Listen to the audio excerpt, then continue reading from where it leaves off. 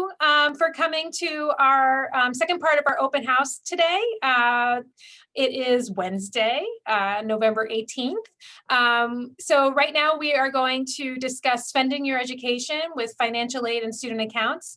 So we have with us today our Director of Financial Aid, Madeline Aponte. And we have our Director of Student Accounts, or Bursar, Brian McGurk. So, so we want to be able to discuss with you and have our conversation about how the typical questions students might have or parents might have about how to fund education here at RCC and what is available to students. So Madeline, let's start with you. I think the big question that everyone always has is, how do I apply for financial aid? So the first step in the financial aid process is to complete something called the free application for federal student aid, the FAFSA. It's an online application made available by the Department of Education.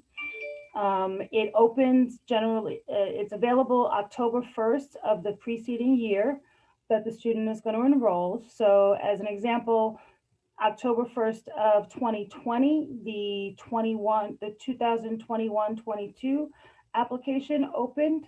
In October 1st of 2019, sorry. So it is currently available for next year. That application is completed using the 2019 income. So you would need to have your taxes from 2019. So those are not the ones that were just filed, that would be filed this April. They're the ones that you filed last April. And that starts the process for all types of financial aid, including state aid for most students. Students in New York who are applying for state aid can immediately link over to the New York State financial aid application once the FAFSA is submitted. Great. So I guess this is a good slide to show for what FAFSA stands for. Great. So if students have questions about how, FAFSA is very overwhelming. Can we help students with filling out the FAFSA? So the great thing is we have, I have staff that's available to set up virtual appointments for one-on-one assistance completing the FAFSA. So anyone who needs an appointment can email us at FAFSA, FAFSA_help at sunyrockland.edu. And I'll go ahead and put that in the chat for anyone who wants that information. You beat me to it. Great, that's perfect. So as for financial aid, what types of financial aid can students be eligible for? Like at the state, can I get federal? What types of financial aid? Students attending RCC can receive state, federal, and we do also have some institutional scholarships. And again, they start by completing the FAFSA. Once that's done, they can click over and complete the state application. So from the federal government, students could be eligible for something called a Pell Grant, a Supplemental Educational Opportunities Grant, federal work study, and student loans, both subsidized and unsubsidized. In addition to those federal programs, the RCC does participate with New York State for the Excelsior Scholarship and the New York State TAP grant. So TAP is the tuition assistance program. So students can receive aid to cover their full cost of attendance if need be, if they're eligible, and or just have all their tuition and fees covered. Financial aid is very individualized, and it depends on the student's individual application and the information that's submitted, what they would be eligible to receive. But every student that applies could receive some form of help to help them pay the cost of their education, including parents can apply for parent loans if the student is not eligible or if the parent would like to help finance the cost of education. That's great. So even though I think I'm not going to be eligible for financial aid, should I still fill out the FAFSA? Should I still spend that time doing that? So you don't lose anything by doing that because everything in financial aid depends. So for instance, you can have a family who may have $100,000 income. And generally that family might not be eligible, but if that family has 10 people in the household, they could be eligible for grant aid because the calculation takes into account things like the size in your household. It takes into account the number of people you might have in college. And the other thing is right now we have the COVID pandemic going on, and many families have been impacted and have changes to their income situations. So although the FAFSA is based on information that's 2 years old, you may want to apply because we can do something called a special conditions adjustment if families are experiencing financial hardship, where they may end up being eligible for aid if they go through that process. So I always err on the side of telling families, apply. The worst thing that I can tell you is no, you're not eligible, unfortunately, but you're not going to lose anything by starting that process. If you don't apply, there may be assistance that you could be eligible for that you're never going to be able to access. Okay, great. So, Brian, let's say I don't get financial aid. What is the cost of tuition? What's the out-of-pocket cost for RCC? You're on mute. So right now we're charging $113 per credit for part-time students, which gets you up to 11 and a half credits. 12 credits and greater, you're being charged a flat fee of $2,555. So that's really what the resident tuition rate is. Obviously, if you are an out-of-state student or you're an international student, that rate would double. Also, if you, or I just want to talk about residency for a little bit because it'll impact your bottom line here. So you can also be what is considered a non-resident. So what's a non-resident? Well, I live in New York. I live in Orange County. I went to school in Orange County. I graduated high school just recently, but you're not a resident of Rockland County. So you would be billed double tuition. And what we require you to do is go to your home finance office, fill out the application for a certificate of residency, submit it to your home county. And what they will do is they'll send a certificate of residence to the college. And with that, we will take you down to a resident tuition rate. So we will basically charge you as if you were a Rockland County resident. So that has a great impact on your tuition as well. But if you don't have financial aid, basically you're looking at different opportunities. Well, what could you have? Maybe, as Madeline pointed out, outside scholarships. We accept different vouchers from different organizations, such as 1199, Verizon, or Vested, and there's others, but those are the three largest that we work with right now. Also, we have a payment plan, so we try to structure payments right now. It's a 4-payment plan, so you can break your payments over 4. You also have the ability at the time when you set up the plan to put a down payment down. So you can actually break it into 5 payments depending when you're actually looking to sign up for the payment plan. It really decreases, the number of payments decrease as you get closer to the semester and in the semester. All right, great.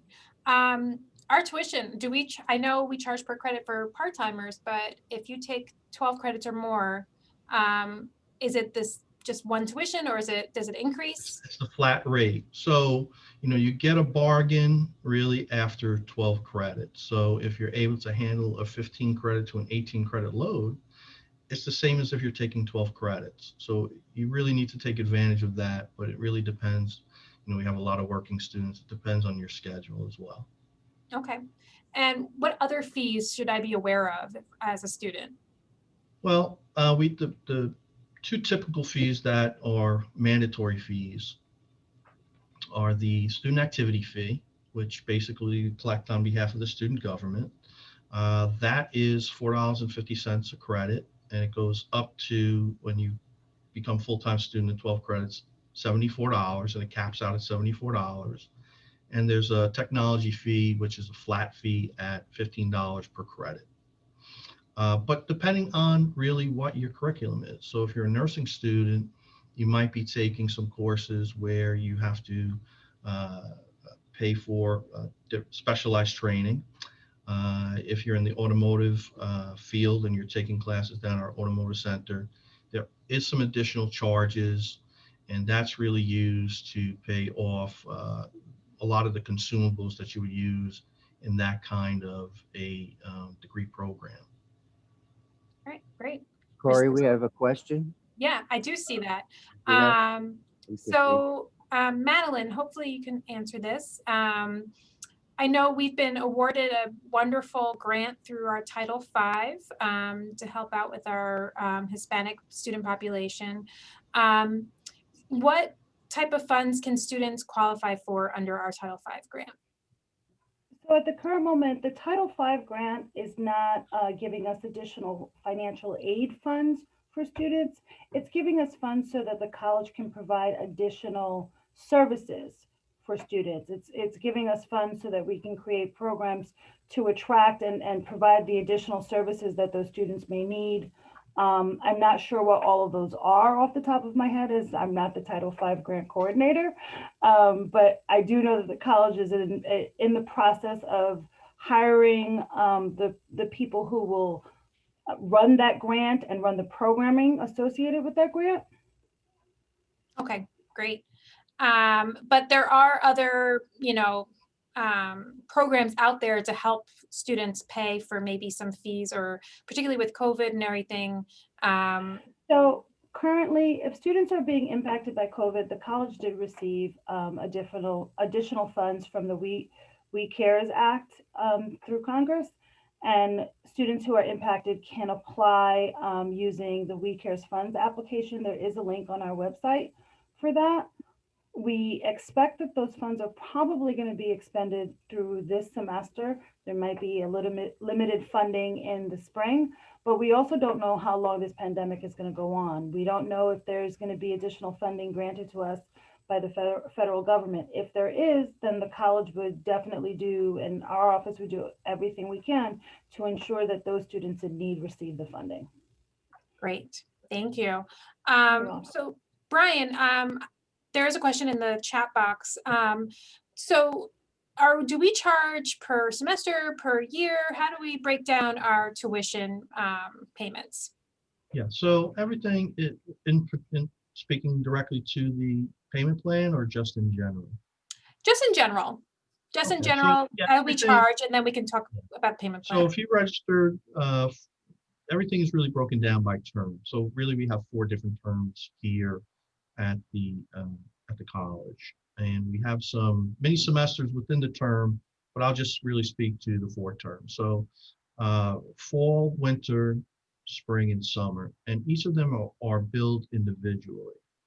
So if you register for 10 credits in the fall, we're going to charge you $113 per credit, and we're going to bill you the activity fee and the technology fee. Depending on what courses you take, there could be additional lab fees, as I mentioned. You take an automotive class. So if you sign up for the payment plan, and I'll use the example of the spring because we're ready to start really with the spring semester. We will turn on the payment plan on Monday, November 30th. So you can sign up for the payment plan on November 30th, and you have the choice. Right there, if you wanted to, you could put a down payment down, or you can wait until, I think the payments are January, February, March, and April 8th. So on those dates, the payment plans will be due. And you have the ability to make an additional down payment, which would further reduce your payments, your remaining payments. So the payment plan is really geared semester to semester. So each time we get into the semester, you'd have to sign up for that again. Right now, we're not offering anything for the winter because it's very short, and we're going to have some discussions probably in the near future whether we're able to do something in the summer. But right now, the payment plan is available for the larger semesters, the fall and the spring. All right, great. And what happens if I don't pay? The bad news. Well, I think the idea is if you're having trouble payments, and what we tend to see students try to avoid not contacting us. We send out billing statements, and the idea is not for you to avoid us, but to actually enlist our help. We're all paid professionals. We're here to try to do our best, and we'll do that. So sometimes we'll try to work with the student and find out, are they working? Is there cash? Do they file some financial aid? Is there any scholarships? Is there anything really available to them to help them in their situation right now. And, you know, the importance that Madeline talked about, which was making sure you follow that FAFSA, because if you don't, you would not be eligible for some institutional scholarships. And at the same time, if you had to put kind of cobble something together, whether it was some cash, a payment plan, or even perhaps a small loan to try to pay off that semester so that you can get to the next semester, you know, we can sit and have that discussion. You know, the idea is to be able to continue your education, not take one semester, then sit out for a whole year. You know, try to have that discussion, but ultimately the student would have to make that choice. You know, all we can say is, here's your options. They may be limited, but here they are. But if at the end of the semester they elect not to pay or take out a loan or not eligible for anything, they would be blocked from registering for the next semester. They would be blocked from getting their grade report, and eventually we would ship that file off to our collection agency for collection. Thank you. Hopefully it doesn't come to that. That's why we want to engage the students. Yes. We would prefer that. Yep.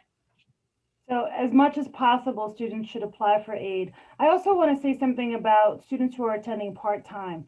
It is a myth that there's no financial aid for part-time students. Students should apply for aid regardless of whether they're going to be part-time or full-time, because again, without the application, we don't even have any information to base what we tell you on. So do the FAFSA, start the process. The worst thing I can tell you, unfortunately, in your situation, you might not be eligible for grant aid. We may be able to do loans, but if you don't even start the process, you know, we can't have that conversation at all. Great, thank you. I saw a question in the chat box that is from an international student, and I guess I'll take that one as I oversee the F1 students here. So Rishma, so for international students, they can't apply for federal financial aid. Unfortunately, that's only open to U.S. citizens and U.S. permanent residents. However, as an F1 student, as a continuing student, we do offer scholarships. This is open to really everyone outside of international students. We have scholarships through our association and foundation, and they are open to continuing students, and there are some for new students, not too many for international students as new scholarships, but there are new student scholarships and continuing student scholarships. The scholarship applications usually open around February or March each year, and they're open for about a month, and you have time to apply for the scholarships during that time. So if you're a continuing student, you would have to enroll, and then once the applications come out, you can apply for those scholarships. You can apply for multiple different scholarships, and if you are awarded the scholarship, usually the scholarships come in form of tuition credit that would be applied to the following fall semester. But there are other scholarships available, such as if you are a graduating student and you want to transfer, we have some great scholarships available to some of our partner schools, such as PACE. They offer a spectacular scholarship for our students. And they also offer in addition to that, additional scholarships straight from their college. So there are options available to not just international students, but all students through our foundation. So I just wanted to let you know about that. And in addition to that, so Madeline, if I've already attended another college, can I still qualify for financial aid? Yes, everything in financial aid depends. There are limits for federal aid and there are limits for state aid as well. So it really all depends on how much aid you may have used in the past and what your income is at the time that you're applying. And again, I can't stress enough, the only way that we can determine what you could get is if you do the application. So when we get a FAFSA application, we receive the information electronically, and we receive a whole host of information from the Department of Ed when they process your app. They do various matches with other governmental databases. So they tell us, they verify eligibility for selective service. They tell us what your financial aid history is at other institutions. So generally, students who are Pell eligible can get up to 6 years of full-time Pell awards. So if you go part-time, you're not using a full-time award. So depending on how long you've attended, things may get prorated based on your enrollment. So you can receive Pell for up to 6 years as long as you haven't received your first bachelor's degree, or further if you've been attending part-time. And the only way we're going to know, again, is by receiving the FAFSA. Likewise, student loans have loan limits. Generally, as an undergraduate, students can borrow up to $57,500. Hopefully, you wouldn't have to borrow that much to get your education here, but that's the limit set by the federal government. If you're a dependent student, that limit is lower; it's $31,000. But again, you could have attended a school for a year or two, and you would still have funds available to come here if need be, if you were transferring in. Or, you're getting your associates here, you want to transfer to a 4-year school, you'll still have aid available to you for you to use at that 4-year school. New York State aid, the TAP program is limited to 8 semesters of full-time TAP, so that's the equivalent of 4 years. So again, if you come here for 2, you should have 2 years left to go somewhere else, or vice versa. All right, great. I think one big thing that we have not talked about that is unique to New York is the Excelsior Scholarship.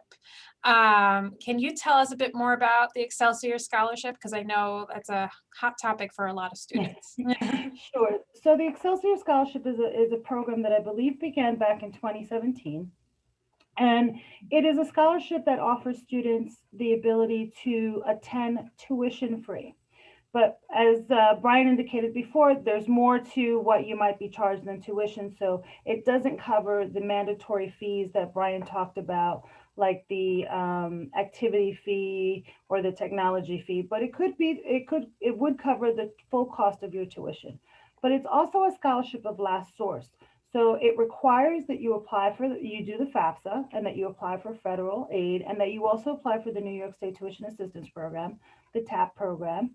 And then depending on whether or not you're eligible for those funds, you would then could be eligible for the Excelsior to cover the cost of your tuition. Students, it's available also through the Senator Peralta DREAM Act to students who are not permanent residents. So someone who's here as a DACA student or who's undocumented within New York State could also apply for Excelsior and TAP. There's a separate application process that they would do for that. It covers tuition, so you can receive the $2,500. You would receive the cost of tuition and then have to just pay your fees if you're eligible. It does have very stringent academic requirements though. So you're required to complete 30 credits within your first academic year.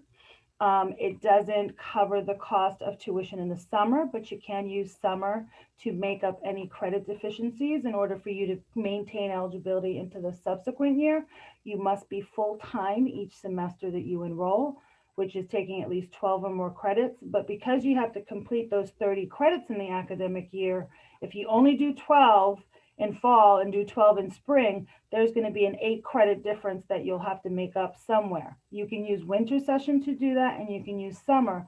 But again, the Excelsior Scholarship itself wouldn't cover the cost of tuition in those other 2 terms. Thank you. And so you mentioned DACA and undocumented and DREAM Act students. Brian, can you talk about the tuition rate for local high school graduates for that may be undocumented? Do we have a special tuition rate for those students? Well, we have to get into the residency a little bit deeper right now. So, so if you graduated from New York State High School and you applied to SUNY CUNY within 5 years of graduation, and you are truly an undocumented student, then you would be eligible for resident rate tuition. So we do have a a fair number of undocumented students in our community that do come to the school. And basically, all we really ask them to do is notarize, get a notarized statement, which we can give to them, and they basically would get it filled out. It basically says that they will work towards their achieving their residency. And with that, we would adjust their tuition rate to reflect a in-county rate student. That's great. That's a great opportunity for them. And then one last question, Madeline. Do I have to maintain a good grade point average to keep my financial aid? Everything in financial aid depends. So federal and state aid have different, what we call satisfactory academic progress standards that students have to meet. For federal aid, you have to meet those standards once every year. And for state aid, it's reviewed every semester. So those charts, they're different for each type of aid. The federal aid program has three basic components to the SAP chart. The first component is a qualitative component, which is your GPA. The second component is a quantitative component, which means that you're required to complete successfully a certain percentage of the credits that you attempt at RCC. And then the third is that you can't exceed 150% of the normal length of time for your program. And that again is measured in the number of credits you take based on whatever program you're in. We review that at the end of every spring for the following academic year as students submit their FAFSA applications. We would notify any students who don't meet the standards federally, and they have an opportunity to appeal if they had any special circumstance, that didn't allow them to meet those standards. Again, it is a graduated scale. So the newer you are here, the fewer credits you've attempted, the lower the standards. But generally, once you've been here for a while, you've got to make sure that at some point you're going to be able to graduate. So you have to have over a 2.0 GPA and have completed 67% of the courses you've attempted. Great. For federal. And again, state aid is a totally different chart. It has basically three separate components as well that are measured differently. So students have to meet those to be able to receive each payment of their TAP awards or other state aid programs. And Excelsior is different than TAP. As I was explaining, you have to complete those 30 credits successfully in order to be eligible to go into the following year. Excelsior was created so that for students who are progressing in their program to graduate on time. So if you're in a 2-year program, the expectation of that particular scholarship is that you're going to graduate in 2 years. So it's got that 30, at minimum, that 30 credit requirement each year for you to maintain eligibility into the next. All right, great. So we went over a lot of information tonight. Can you guys think of anything else that we may have missed? Or if anyone who's attending has any questions, please drop them in the chat box and we'll try to answer them. But Brian or Madeline, can you think of any items that would be good to touch upon before we end tonight's conversation? Anyone who has questions is free to email us at finaid@sunyrockland.edu with general questions. If you need help with the FAFSA, it's FAFSA_help@sunyrockland.edu as well. We're here to help you, and you don't lose anything by reaching out to us and asking us questions. We'll do the best we can to get back to you and get you the information you need so that we can help you navigate, funding your education either through financial aid, helping you get a student loan, referring you back over to Brian to sign up for the payment plan. Great. And Brian, I forgot one question. Like, what form of payments do we accept? Oh. Well, we'll always take cash, but cash is really the only thing that you have to pay in person. Basically, with the update to all of our systems, we have put in place the ability for the students to go online. They can pay online with their credit card, or they can pay with their bank account. They can leave that in as a dedicated payment identification. That's fine. Or they can just go in and do one-time pays. We are here. We are open. You can come in and pay us with a cash or check, but we will not be processing credit cards in person. That is one of the things that we did change going from our legacy system to the current system.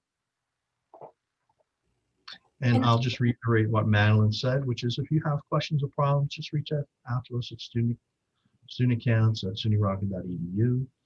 We understand that everyone has their own set of circumstances that surround them, and we're here to help you in any way that we can. Great, thank you.